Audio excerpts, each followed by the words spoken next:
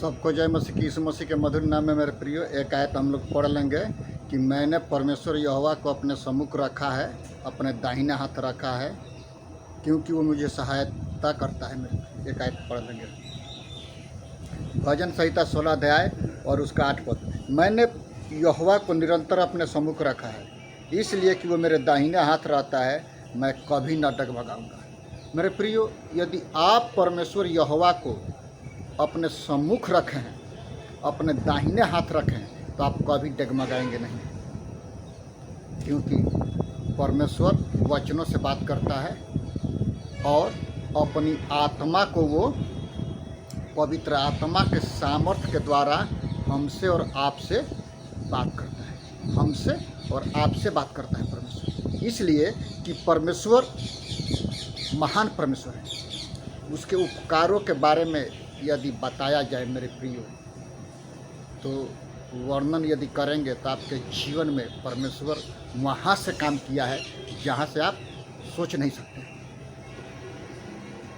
इसीलिए परमेश्वर यहोवा को अपने सम्मुख रखना है, निरंतर अपने सम्मुख रखना है और निरंतर उसे प्रार्थना करना है और अपने दाहिने हाथ उसको रखना है, न कि बाएं हाथ। इसमें हम पढ़ते हैं कि जितने परमेश्वर यहोवा को अपने सम्मुख रखते हैं, उन पर कभी भी जादू मंत्र का और अधलोक की ताकतें काम नहीं करती, क्योंकि वो परामर्श पाने के लिए उनके दाहिने हाथ यीशु मसीह खड़ा रहता है। परम पिता के दाहिने हाथ यीशु मसीह रात दिन मेरे और आपके लिए वो निरंतर वो मध्यस्थता की प्रार्थना करते हैं कि हे पिता, देख मैंने अपना लहू बहा करके उनको बचाया है, रहम कर।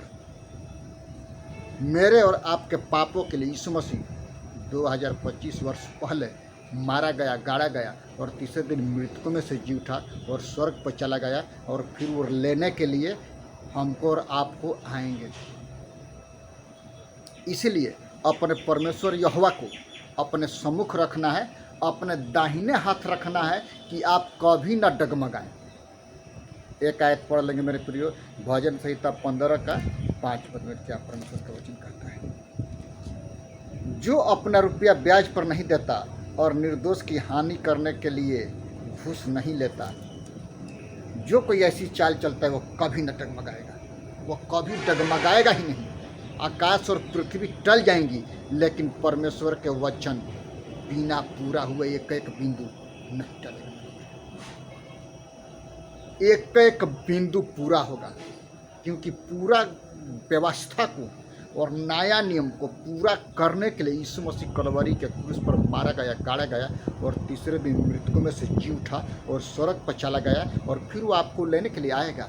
इसीलिए यह वचन याद रखना है कि मैंने परमेश्वर यहोवा को अपने सम्मुख रखा है, इसलिए कि मैं कभी न डगमगाऊंगा उसे, वो कभी नहीं डगमगाएगा। यदि परमेश्वर आपके दाहिने हाथ आपकी आड़ है मेरे प्रियो, तो आप पर कोई भी जादू मंत्र का काम नहीं चलेगा। याकूब के वंश भावी कहना व्यर्थ होता है। एक आयत पढ़ लेंगे, भजन संहिता 62 के 6 पद में परमेश्वर का वचन क्या कहता है। सचमुच वही मेरी चट्टान और मेरा उद्धार है, वह मेरा गढ़, इसलिए मैं न डूबूंगा। परमेश्वर यहोवा मेरी चट्टान और मेरा उद्धार है, मेरा गढ़, इसलिए मैं न डूबूंगा, क्योंकि मैंने परमेश्वर यहोवा को अपने सम्मुख रखा है, इसीलिए मैं कभी न डगमगाऊंगा, न कभी निराश होऊंगा, क्योंकि परमेश्वर अपने असीमित ज्ञान के भंडार से हमको पवित्र आत्मा के सामर्थ्य से परमेश्वर के वचन को प्रेरणा से लिखा गया है कि हम और आप पढ़ सके, अपने जीवन को उज्जवल कर सके मेरे, क्योंकि मार्ग, सत्य और जीवन यीशु है। यीशु के पास जितने लोग आते हैं उनका जीवन संवर जाता है, न कि बिगड़ता है। बिगड़ता है कब? जब अपने आप को शैतान के हाथों में देते हैं, पाप करते हैं, बिगड़ जाता है। क्योंकि परमेश्वर का संतान पाप नहीं करता, वो परमेश्वर से प्रार्थना करता है और निरंतर उसके सम्मुख रहता है।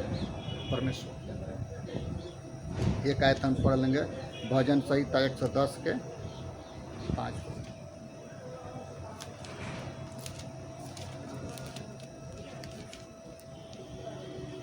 प्रभु मेरी दाहिनी ओर होकर अपने क्रोध के दिन राजाओं को चूर चूर कर देगा। प्रभु तेरी दाहिनी ओर होकर, प्रभु मेरी दाहिनी ओर होकर, प्रभु को हमने दाहिनी ओर रखा है ताकि मैं न डगमगाऊंगा, चाहे मेरे विरोध में कोई भी क्यों न उठे। आपके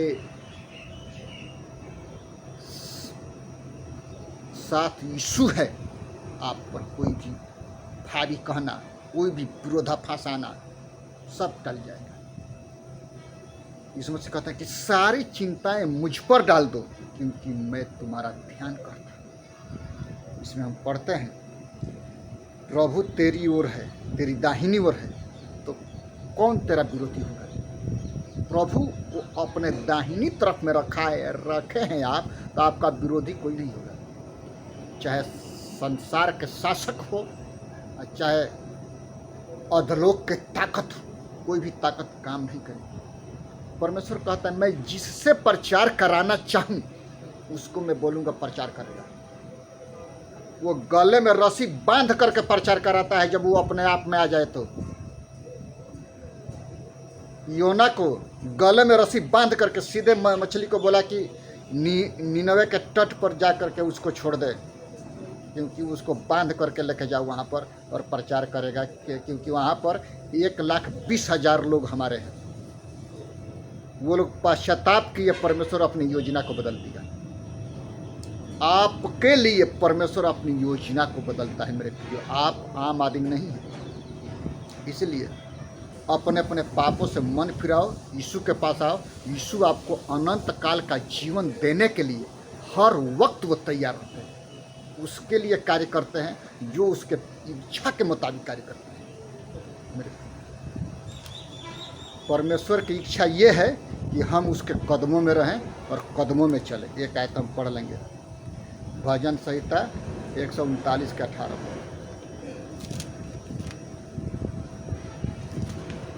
इस प्रकार से लिखा है, यदि मैं उनको गिनता तो वे बालू के तिनकों से भी अधिक ठहरते। जब मैं जाग उठता हूँ तब भी तेरे संग रहता हूँ। दाऊद राजा कहते हैं कि हे परमेश्वर, मैं यदि मिट्टी में चला जाऊँगा, मिट्टी तेरी क्या दुहाई देगी। हम यदि जीवित हैं और उसके लिए हम स्तुति और प्रशंसा करते हैं, इसीलिए परमेश्वर हमको और आपको बनाया है।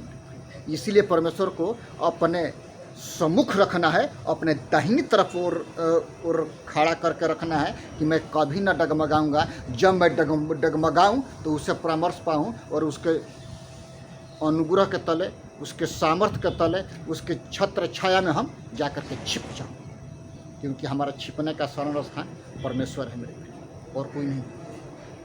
हमारा शरण स्थान परमेश्वर है। इसीलिए हमको और आपको निरंतर उसके सम्मुख रहना है और प्रार्थना करना है और दिन रात उसमें मन लगा के रखना है। एक आयत हम पढ़ लेंगे प्रेरितों के काम 2 अध्याय 25 और से 28 पर।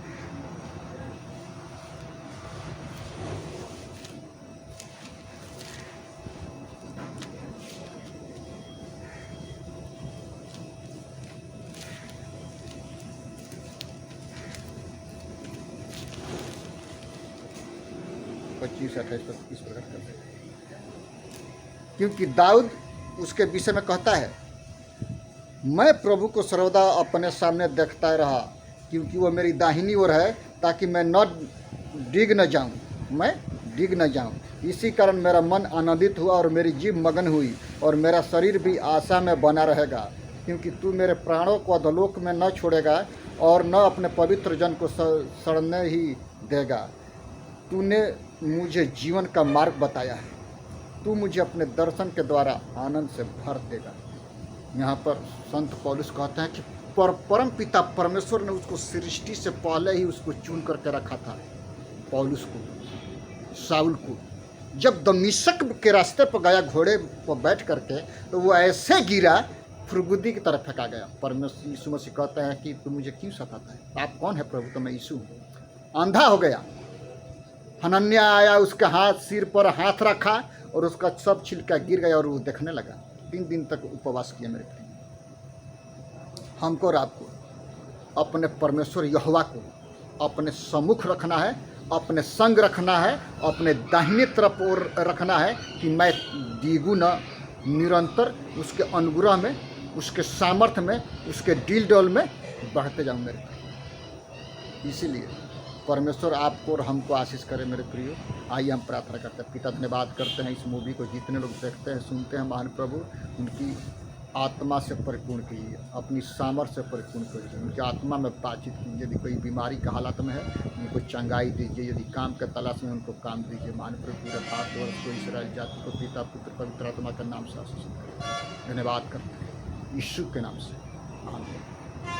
आप मेरे और मेरे परिवार के लिए प्रार्थना कीजिएगा, हम आपके लिए प्रार्थना करेंगे। इस मूवी को ज़्यादा से ज़्यादा लाइक, शेयर और सब्सक्राइब करिए, क्योंकि सब्सक्राइब करने में 1 मिनट टाइम लगता है, बस हाथ से छू दो हो गया।